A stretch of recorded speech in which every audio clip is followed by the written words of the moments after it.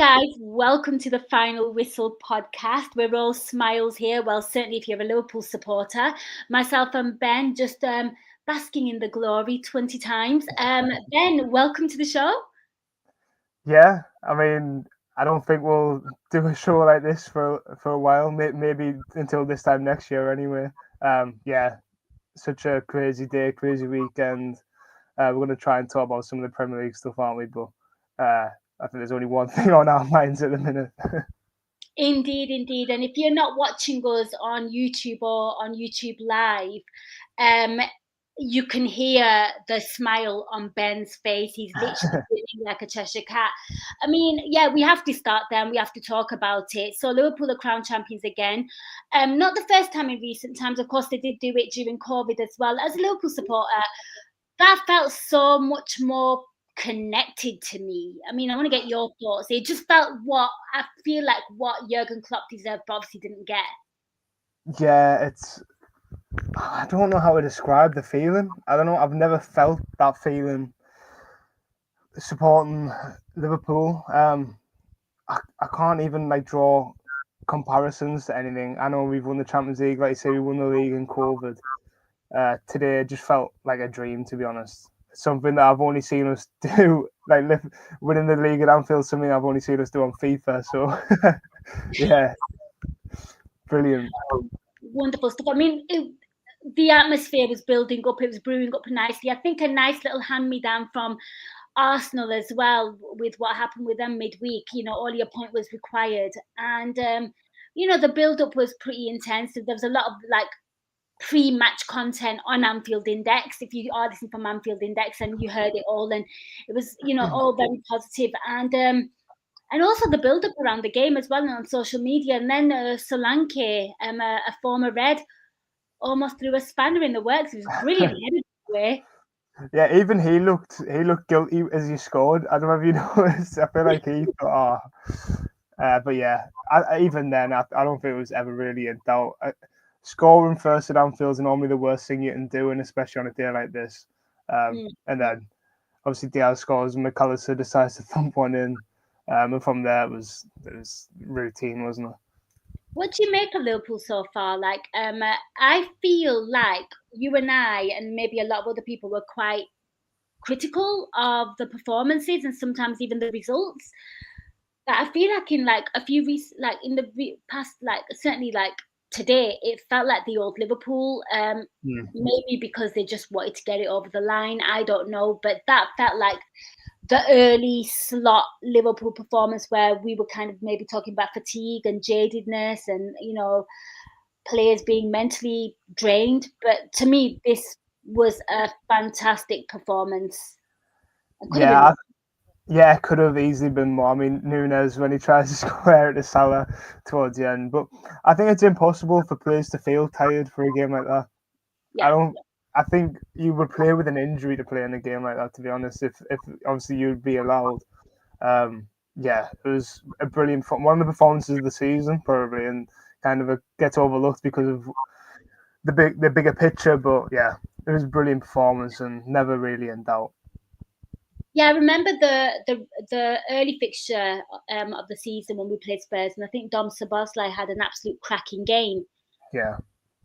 And I thought we made it a little bit harder than what we should have because we conceded a few goals in that one as well. It was like we were walking it and then we just conceded a few stupid goals, but we're still in control. I thought the midfield today was exceptional. I was actually really impressed with Gravenberch because I've been one of those, and I'm sure a few have that, where it looked like he looked really tired. Maybe it's because he's played a lot of minutes, the most that he's probably played in his career. And to me today, he was pouncing on everything. I thought the midfield trio just worked their backsides off today, and I think that was maybe the defining factor.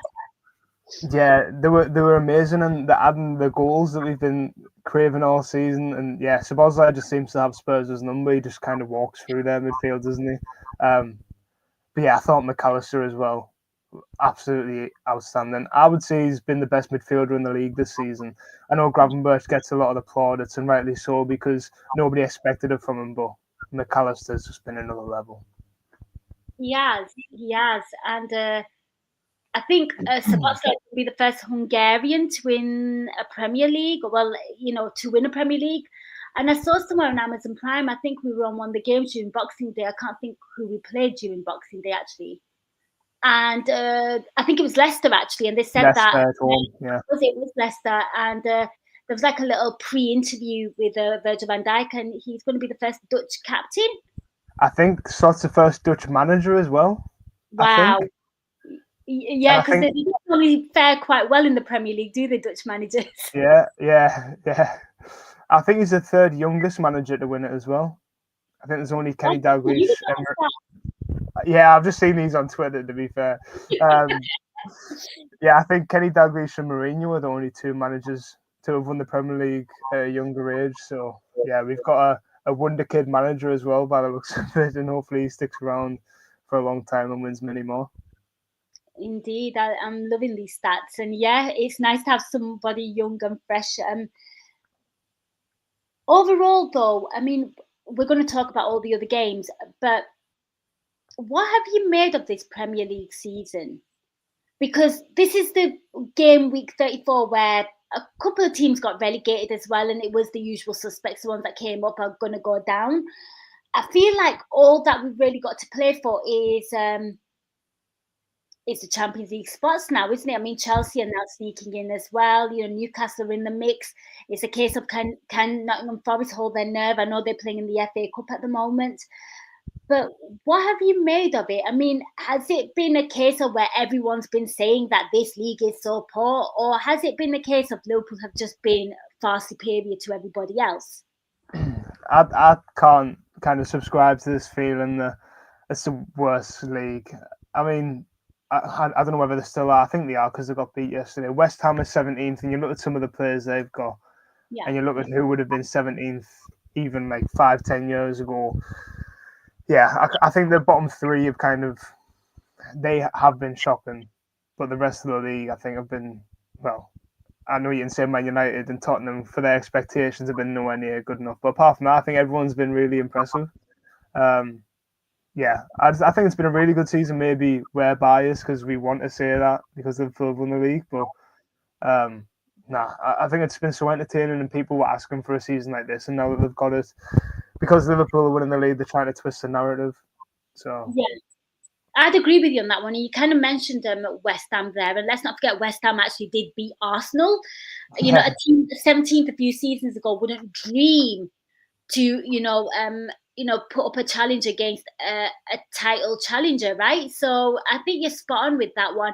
With regards to teams that have been relegated, Ben, I feel like the one that I actually do have some little bit of sympathy for, because I do feel like they did try playing a little bit of football, was probably Ipswich Town. I feel like it wasn't like they rolled over. It was like a brain fart moment every game that cost them, rather than them just being absolutely dreadful for the entirety of a game. Yeah, they've been brave, and when you're brave and you haven't got the quality, you're going to make them mistakes. Whereas I think Leicester and Southampton they've kind of shrunk and they've kind of been a bit cowardly. I think especially Leicester with the squad they've got. I mean, Van Nistelrooy could potentially go down as the worst manager in Premier League history by the end of the season. But yeah, I do feel sorry for Ipswich, but they're in a good position to come back up because they basically built a championship super team. So maybe it was always going to happen. If you build a championship quality team, you're going to not fare very well in the Premier League. But I'm sure they'll be back. And depends where we go with Leicester and Southampton, I guess, because it's so hard these days. Sometimes you expect these teams to bounce back up and they don't. I mean, Sunderland went down and they got relegated again, and they're kind of on the rise again, but it took so long. You just don't know. No, you don't. You don't. And it's ruthless in the Championship, isn't it? And obviously we've seen players like Delap being linked to moves away and things, and mid-table teams might be looking at some of their players. So yeah, it is tough. I want to get your thoughts back on Liverpool. So, obviously, I believe you did the final whistle last week, and of course, Trent got the goal, and I saw him celebrating like a madman today, which is absolutely joyous to see. I mean, what do you make of it all? Not to throw shade at him. I'm kind of hoping that the way he's celebrating, I'm like, please change your mind. Would be great, but I can't Yeah, see it. it would be nice, and yeah, you kind of dodged the awkward trend chat last week. Whether you were happy that it was him or not, it was an interesting one. But I had a moment when I was watching it, and it was when they were singing "You'll Never Walk Alone," and he's looking at the cop. That's like his people. I just said, as how could you want anything more? It baffles me. It really does. Your boyhood club doing what he's doing, and it's still not enough. He wants more. I just don't understand, and I think he will go. Yeah, Because I think David Lynch was talking to Dave Davis about this, and he was saying like he can leave and still love the club, and this can still mean so much to him, and he can still leave. And I think that is what's happening. I don't doubt that Trent does love the club, but maybe people have different opinions on it, and you don't know how you're going to be until you're in that situation, I guess. this is very true. This is very true. Anything more you want to say about Liverpool? Um, just I guess Slot, the credit he deserves for coming in. I think people do forget how like imposing Klopp was, and if there's any manager who was hard to replace, it's Klopp because of the character. It's not just the coach, and it's the character. And Slott's just come in and hasn't tried to be like Klopp. He's just been himself, and yeah, he's got to win manager of the season. I know people will say Nuno and Eddie Howe, and they've been brilliant, but to do what Slott's done, yeah, words can't describe how good of a job he's done. I have to agree with you there. You don't come into a new league, be an unknown manager, because he was to me. I'm going to be Yeah, brutally honest. Comes from Feyenoord, the weight of expectation and pressure on his shoulder. Even though we as fans maybe didn't put the pressure, but to feel come in and yeah, replace that guy, Mr. People called him Mr. Liverpool. He was like an adopted Scouser, if you will, and it wasn't even just the tactics and the coaching. It's like you said, the personality, the man, the aura, and to just be himself, and for the fans to kind of take to him as yeah, well. And because I feel like when a manager tries acting or being like another manager, like I think I've seen this with Arteta trying to be yeah, a little version of Pep Guardiola, I yeah. feel like people see through it and it Mm, doesn't look genuine or authentic. So I will agree with you. And the fact that you won the Premier League in your first stint, it's not yeah, easy.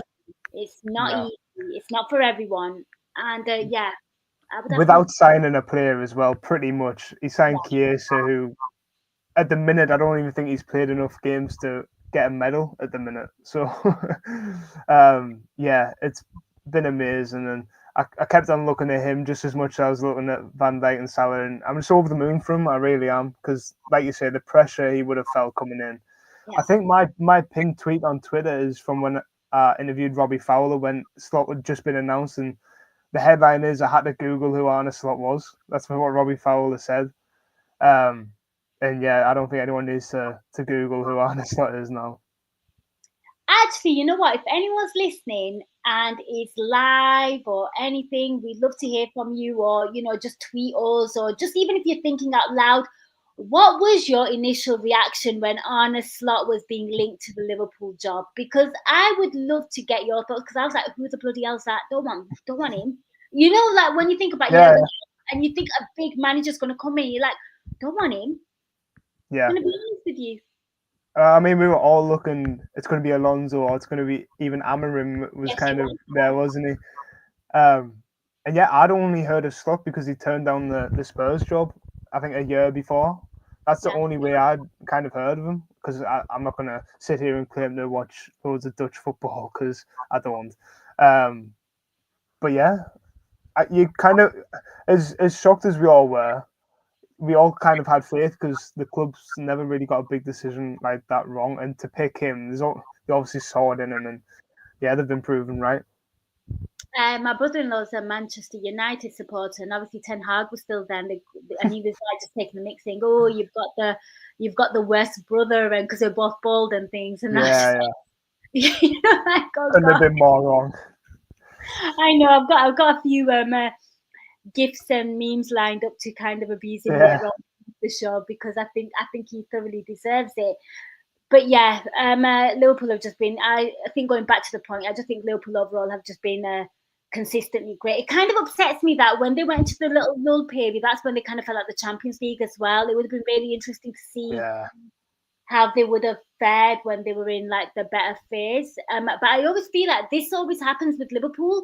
I feel like there's a peak, there's a part of the season, and it's like yeah, clockwork where no matter who the manager is, we've got a new manager, something just doesn't quite go right. Luckily for Liverpool, they had a good points tally this time round, and it wasn't detrimental, because I feel like in that period, Liverpool have slipped in the league in the past, in my opinion. yeah. Every season there's a run. I remember, I'm sure it was 18-19 when we lost the league on 97 points. I'm sure in the January we drew a few games there, and I think it was like against Brighton, Leicester, and West Ham. I think off the top of my head, could be wrong. Even 1920 when we came back from COVID, we lost a few games and obviously got beat off Watford 3-0. It's never perfect, and kind of Klopp and Guardiola have kind of built this kind of standard of football. It's just not realistic at all. They were just freaks of nature. Uh, and now we're seeing a very good team, and people are trying to discredit it because they're not at Klopp and Guardiola's level, which they're not. This team isn't anywhere near as good as 2020 Liverpool, but they're just as special because of the circumstances. Indeed, indeed. Right, Ben, a few games weren't played this week because obviously all the semi-finals of the FA Cup are Premier League teams. So who should we talk about? Look at Man United. Um, yeah, Man United. Yeah, do you know what made me laugh? I was watching the Man United game just before because it was on Sky before Liverpool were, and Man United fans kind of giving it large to the Bournemouth fans when they've equalised against 10 men with in the 96th minute from pretty much a deflection. And yeah, giving it. It's. I turned and I said, how far they've fallen off. It's crazy to think. On the same day that Liverpool are about to go level on league titles with them, Yeah. they're giving it large to Bournemouth. It was really bad as well, like when you think about it as well, because they were losing for a massive period of that game. I think Semenyo scored quite early on, and Mm. United were pretty dreadful. And yeah, I think for them, I feel like if Amarim, and I know he has sense because he's a good manager, just throw the league and just throw everything into the Yeah, Euro, because obviously they had a magical night with Lyon. So I think they're going to do that. And even if they fall out of Europe for a season, I don't think it's necessarily a bad thing for them. We saw it happen with Klopp in his first season, yeah, obviously with Sevilla, and then there was no European football. But there's a big job on there. I mean, I was reading a few articles on EPL. That's EPL Index, if anyone listening, and all the articles were literally about United looking for the summer and who they're being yeah, linked to. And it's quite shocking that a team needs that much surgery, that they are being linked to every yeah, position, literally every position. yeah. After the amount of money they've spent as Yeah. well, they've messed it up so badly. But yeah, it's going to take 2 or 3 years to get to where even close to where they want to be. Um, I wouldn't surprise me if they won the Europa League. To be fair, and get in the Champions League. But that team at the minute, if they played in the Champions League, they'd get absolutely torn apart. Yeah, especially in that group stage as well. Yeah, I'm very disappointed in Bournemouth, because I thought, again, they've had a drop, and their drop has been quite significant, because I think I was touting them to maybe get Champions League football. They were like my little dark horse. yeah. I don't think that's really going to happen for them. I don't think Europe is a massive, massive possibility for them at the moment. Let's talk about Chelsea. So, they beat Everton on Saturday, back in the running for Champions League football. What did you make of them, and what do you make of their chances? Yeah, it's a big win. I'm still not convinced on them. I don't know. I just when you look at the teams around them, I think they are probably the weakest. I think Villa on the day are better than them. I think Forest are stronger than them. I think City and Newcastle are better than them. So they're in there at the minute, but obviously Forest have a game in hand, don't they? So um, I don't think Chelsea will make it, to be honest. But they are starting to pick up at the right time. But I think that run from kind of Christmas to, well, about March. You can't go on runs like that and try and get in the Champions League, really. You can't. You can't. It was absolutely dreadful. Absolutely dreadful. I mean, who do you want to talk about next? Because I just feel like they're all a bit of meh games. Yeah, it wasn't a great. I mean, for us, it was a brilliant weekend, but obviously Newcastle won 3-0, obviously beating Ipswich. Kind of routine, wasn't it? There was no real big shocks. Wolves, I think that's 6 wins on the bounce for Wolves, beating Leicester yesterday. Yeah. Um, yeah, I don't. Do you Yeah. think Wolves will be able to keep hold of their players? Well, Cunha looks like he's going to Man United, doesn't he? That looks Mm. pretty much done, which is a good signing for United. But he's a bit of a character, isn't he? He kind of stinks of another kind of player that's going to go there and throw his toys out the pram, maybe. I don't know. But yeah, that Wolves team, I think, will get picked apart. Maybe Aït-Nouri goes. But then they need to reinforce because that's how they got in the position that they got in. Selling Neto, Neves, a couple more. I can't think off the top of my head. But they never replaced them, and for a long time they looked in real danger until they decided to just win 6 on the bounce. Indeed. I tell you which one looked quite fun actually, but just judging by how the scores kind of fared out. Brighton 3, West Ham 2. Yeah. Brighton getting the early lead. West Ham 2 ahead, and then a smash and grab from Brighton to make it 3-2. It was 2 goals from long distance, I'm sure, as well. I don't know if you saw Graham Potter's interview after the game. Because obviously he used to be Brighton manager and he's went there with West Ham and chucked away a lead. It's kind of like if you've watched The Office before, kind of like David Brent. He Yeah, threatens to a journalist like, "I'll swear," like, "Watch out, I'll swear," and it's like one of the cringiest things you'll watch. If you haven't seen it, go and watch it. It's very much kind of like, yeah, it gave me David Brent vibes. but look at that Potter turning full on Brent. Yeah, I think that is pretty much it for the Premier League. I mean, we'll just run by some results that we've not done. So obviously we know Chelsea won, Everton nil, 3-2 Brighton, we've just discussed. Newcastle are firing 3-0 against Ipswich, who got relegated. Southampton won, Fulham 2. Wolves beating Leicester, sending them down. Can I just quickly check the XG of Southampton because it wouldn't be this show without it. Let's have a look. Oh, they've reverted back to. Actually, no, it's pretty good for them. 0.63 XG, 7 shots, 3 on target. Wow, they've let the shackles off there, haven't they? They Yeah, probably had more than that in one half today. That's so mad to think that they're in the same league as us. I just think it's so weird that I have a weird fixation, obsession with their XG and how many shots they've had Yeah. on target. They're absolutely dreadful, and yeah, I'm not surprised. Here's one for you. Do you think they can actually break out of that hole where the worst team to ever play in the Premier League? Well, they got. I'm sure they scored a really late equaliser last week at 11, West Ham. yeah, they've already hit 11.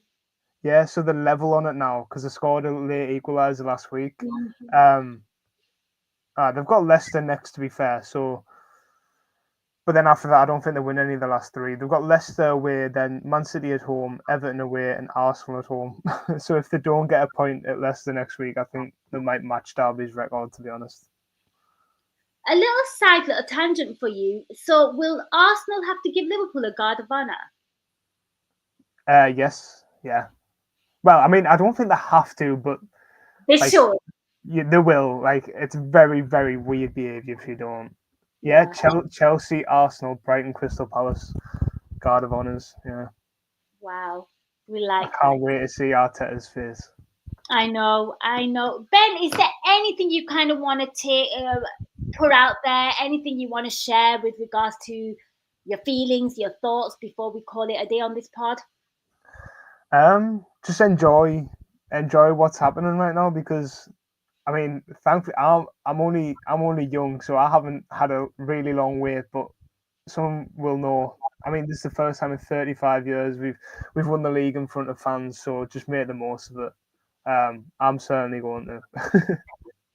Good for you. And no, everyone thoroughly deserves it. And yeah, I've had to, obviously, I'm a lot older than you, or definitely older than you. And yeah, I've had to wait a really long time. I think the first time I saw my team win silverware was in 2001.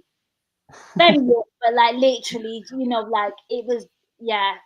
I think the first one I can remember was I think it was the Carling Cup at the time. I think it was Cardiff on penalties. Kenny Dalglish, like Louis when he came Suarez, back. yep, I think that's yep. the first one I remember. And then you got thrown down a thingy because I'm pretty sure they lost the FA Cup to Chelsea that season as well. Yeah, yeah, Yeah, they yeah. did. When Wow. I'm sure that Carroll scored against Everton in the semis. I think Yeah. Andy Carroll. Yeah. Oh my God, you're really showing how young you are. I feel I have a birthday coming up soon as well. But you know what? It is actually my birthday coming up, and Liverpool winning the league. Normally, here's a fun fact for you, Ben. Liverpool are absolutely dreadful on the build up to my birthday. Like I've had some really good results and performances, so this goes down quite nicely for me. So I'll take that all day, Yeah. every day. But Ben, I'm going to let you go.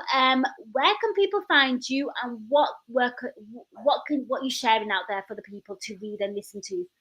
Yeah, so Ben Pescott Journal on Twitter, you'll find all my work. Got a few interviews lately up on the past few weeks and in the upcoming weeks as we close the Premier League. So yeah, just go and check them out. Anything to do with Liverpool or the wider Premier League on EPL Index as well. So yeah. Wonderful stuff. Yeah, give Ben a follow. Go and check out his work. He's going to be really, really busy. I'm loving this. Yep, champion, all it. Yep, we just love the good vibes. But guys, thank you so much for listening. We'll be back next week as well. Yeah, thank you for listening. Thank you for watching. Take care, and we'll catch you soon.